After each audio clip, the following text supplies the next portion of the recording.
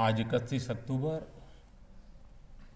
भारत की एकता के लिए जीवन खपाने वाले सरदार वल्लभ भाई पटेल की जन्म जयंती भी है।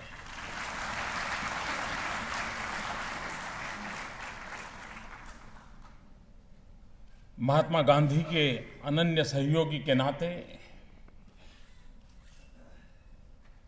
जन सामान्य को अधिकार के लिए आंदोलित करना, एक बैरिस्टर के नाते जिंदगी गुजार सकते थे, वो भी शायद इस परिवेश में उत्तम से उत्तम कैरियर बना सकते थे। लेकिन देश की आवश्यकता के लिए बैरिस्टर के नाते जिंदगी गुजारने के बजाय देश के लिए अपना सब कुछ आहूत करने के लिए निकल पड़े। सरदार साहब की एक बहुत बड़ी सेवा जो आज भी देश याद करता है कि आज़ाद हिंदुस्तान की शासकीय व्यवस्था को भारतीयता का रूप देना, ऑल इंडिया सिविल सर्विस जैसी व्यवस्थाओं को विकसित करना, एक बहुत बड़ा उनका कंट्रीब्यूशन मैं मान सकता हूं। देश की एकता का तो था ही था। और हम देख रहे हैं कि भारत जैसे विविधताओं से भरे देश में ऑल इंडिया सिविल सर्विस की इस व्यवस्था के कारण किसी न किसी मात्रा में एक तंतु जुड़ा रहता है, एक सेतु बना रहता है।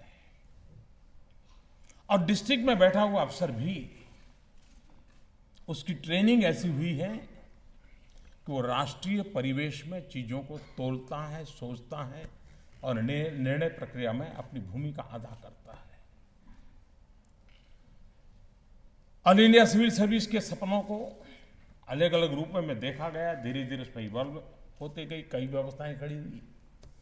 एक चर्चा का विषय रहा ऑल इंडिया जुडिशियल सर्विस का, विवादों में रहा है। लेकिन लोकतंत्र का ये मूलभूत पिंड है वाद और विवाद और संवाद। चर्चा होनी चाहिए, बहस होनी चाहिए। सरदार साहब ने जिस व्यवस्था को खड़ा किया था, जिसको आगे कई लोगों ने बढ़ाया था,